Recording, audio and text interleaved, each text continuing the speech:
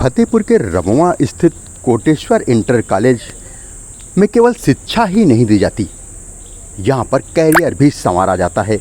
यही कारण है कि वर्ष 2025 में सरकारी सेवाओं में चयनित Anshika Pandey बिरुई Uttar Pradesh police, Gyanendra Singh घनगौल Uttar Pradesh police, Siddharth Mishra छिछनी Uttar Pradesh police, Yogesh पाल रमुआ उत्तर प्रदेश पुलिस, अंशुमान तिवारी उत्तर प्रदेश पुलिस, जगदीश कुमार लेखराजपुर उत्तर प्रदेश सचिवालय, आदेश सिंह रमुआ उत्तर प्रदेश पुलिस, मयंक सिंह पंथुआ उत्तर प्रदेश पुलिस में चयनित किए गए हैं। वहीं इस विद्यालय में फीस नाम मात्र की है, लेकिन शिक्षा ऐसी जिससे तमाम छात्रों का भविष्य बन रहा है। यही कारण है कि हाई स्कूल में 2025 में कुल छात्र 174 में प्रथम श्रेणी में 157 छात्र पास हुए, वहीं इंटरमीडिएट में 128 छात्र में से 118 छात्र प्रथम श्रेणी में पास हुए।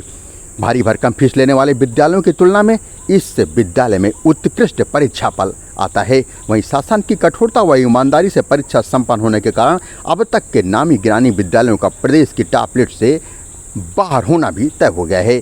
वहीं कोटेश्वर इंटर कॉलेज फतेहपुर के तमाम शिक्षक भी अनुशासन में रह करके अच्छी शिक्षा देते हैं, तभी तो इस विद्यालय के छात्र व छात्राएं अपने विद्यालय से निकलकर जिला, प्रदेश व देश में अपना नाम गौरवान्वित कर रहे हैं। सीधे आप देख सकते हैं। और वहीं सीधे यहाँ के प्रबंधक कोटेश्वर शुक्ला सीधे कहते हैं कि उनका एकमात्र मकसद फीस लेना नहीं है, बल्कि शिक्षकों के द्वारा अच्छी शिक्षा देना है, तभी तो इस विद्यालय के बच्चे देश व प्रदेश में नाम कर रहे हैं। वहीं इसमें साफ लिखा है, फूलों सा मन रख कर भी हम फौलादी छाती रखते हैं, अंधियारे का मुंह सीधे जो उस दीपक की बाती रखते हैं। ये देख सकते हैं आप सीधे, ये वो बच्चे हैं जो उत्तर प्रदेश से पुलिस और उत्तर प्रदेश सचिवालय में अपना नाम रोशन किए हैं। ये कोटेश्वर इंटर कॉलेज के ही छात्र हैं, देख सकते हैं आप। ये सीधे अंशिका पांडे, ज्ञानेंद्र सिंह, सिद्धार्थ मिश्रा, योगेश पाल, अंशुमान तिवारी, जगदीश कुमार, आदेश सिंह, मयंक सिंह। विद्यालय के प्रधानाचार्य डॉक्टर उमा शंकर तिवारी के दिशा निर्देशन में, प्रधानाचार्य संजय कुमार तिवारी के दिशा निर्देशन में यहाँ पर छात्र छात्राओं का भविष्य बनाया जाता है, क्योंकि यहाँ पर हर दिन प्रेयर से ही तमाम जो भी दिन भर की घटना चक्र होता है उसे बताया। सिपाही भर्ती में चयनित हुए हैं, क्या है, किस तरीके से यहाँ पढ़ाई होती है, थोड़ा सा बताएं। मेरे विद्यालय की स्थापना 2011 से है। मैं सेना में रहा हूँ, तो मैं चाहता हूँ कि लोग सेना में, अर्धसैनिक बलों में और उत्तर प्रदेश पुलिस या पीएससी में जाएं, ये मेरी कल्पना रहती है। देश की सेवा, समाज की सेवा मेरे विद्यालय के बच्चे करें।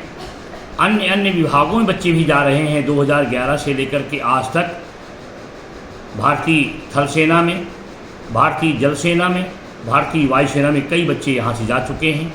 इस वर्ष 2025 में मैं बीच में हर शनिवार मेरे विद्यालय के प्रिंसिपल, मेरे विद्यालय के अध्यापक जनरल नॉलेज के द्वारा ये बच्चों को प्रेरित करते रहते हैं कि इन विभागों में किस प्रकार से टेस्ट होते हैं, किस प्रकार से एग्ज़ाम होते हैं।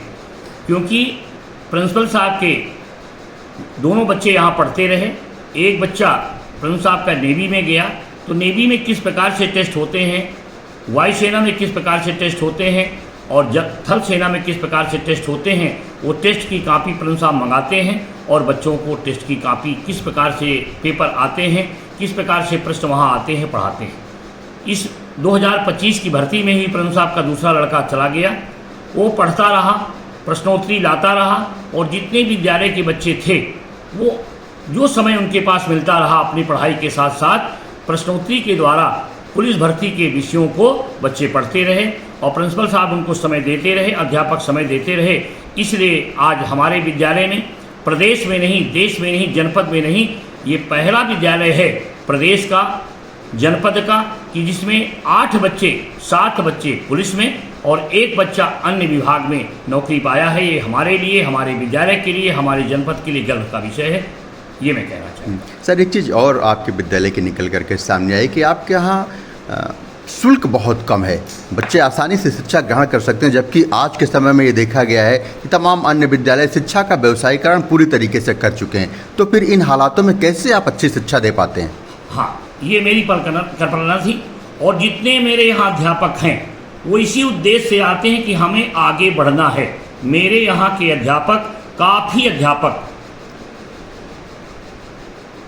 वायुसेना में, जल सेना में, थल सेना में गए, काफ़ी अध्यापक टीचर हैं फतेहपुर जनपद में हैं जो प्राइमरी स्कूलों में, जूनियर, यहाँ तक कि मेरे विद्यालय का एक टीचर पढ़ाया हुआ 8 महाविद्यालय में प्रोफेसर की नौकरी कर रहा है। ये मेरे लिए गर्व की बात है। तो अध्यापक जो मेरे यहाँ आता है पैसा कमाने नहीं आता, वो इस समाज सेवा के लिए आता है। मैं कह देता हूँ कि मैं कुछ दे नहीं पाऊँगा, मैं अपनी पेंशन से, मेरे पास यहाँ कुछ और अन्य व्यवसाय हैं, उनके माध्यम से मैं यहाँ जो विद्यालय चला रहा हूँ, धन उपार्जन के लिए नहीं चला रहा हूँ। मेरा उद्देश्य है कि जो गरीब लोग हैं आपके शहर के अंदर, जो विद्यालय की फीस है, अनेक तमाम विद्यालय हैं जो महारत हासिल किए हैं कि हमने जो है टॉप किया है, यूपी टॉप किया है, लेकिन आज उनका बच्चा कहीं नहीं है।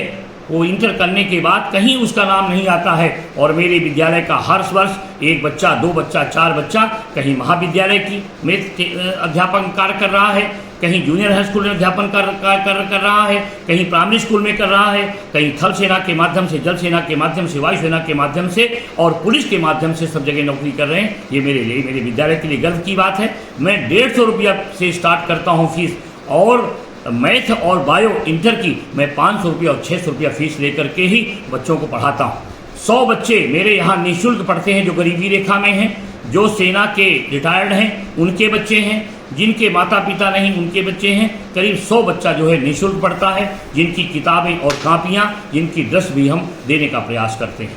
मेरे यहाँ का जो शुल्क है, जो बड़े बड़े विद्यालय हैं उनके शुल्क आप देखेंगे कि 10 किलोमीटर का शुल्क 1000 रुपया है, 60 किलोमीटर का शुल्क उनके यहाँ 2000 रुपया है। लेकिन मेरे यहाँ एक शुल्क बंधा हुआ है कि मैं अपनी गाड़ियों का शुल्क केवल 300 रुपया, 350 रुपया, 400 रुपया, 80 किलोमीटर गाड़ी मेरी पर डे चलती है। डीजल भी मेरे पास नहीं आ पाता है, लेकिन एक सोच है कि मेरे विद्यालय का बच्चा आगे बढ़े और देश की सेवा, राष्ट्र की सेवा, समाज की सेवा करे, यही केवल मेरी परिकल्पना है। फतेहपुर जनपद वासियों के लिए कोई खास संदेश आप देना चाहेंगे? मैं चाहता हूँ फतेहपुर वासियों के लिए कि जो धनुष बन रहे हैं, जिनका केवल उद्देश्य पैसा कमाना है, उनसे मैं कहना चाहता हूं कि सीख अगर लेना है तो कभी मेरे विद्यालय आवें। और मैं ये दावे के साथ कहता हूं कि मेरे बच्चे कंपटीशन अगर पत्रकारिता के माध्यम से, कलम की लेखनी के माध्यम से आप कह सकें तो पूरे समाज के अंदर मैं चैलेंज कर सकता हूं कि मेरे बच्चे से कंपटीशन, जो बड़े बड़े विद्यालय हैं जिनकी फीस 5-5 हज़ार, 7-7 हज़ार रुपया है, उनसे मेरे बच्चों को कंपटीशन करा के देखें कि मेरे विद्यालय की गुणवत्ता पढ़ाई की क्या है। ये आप स्वयं देख लेंगे।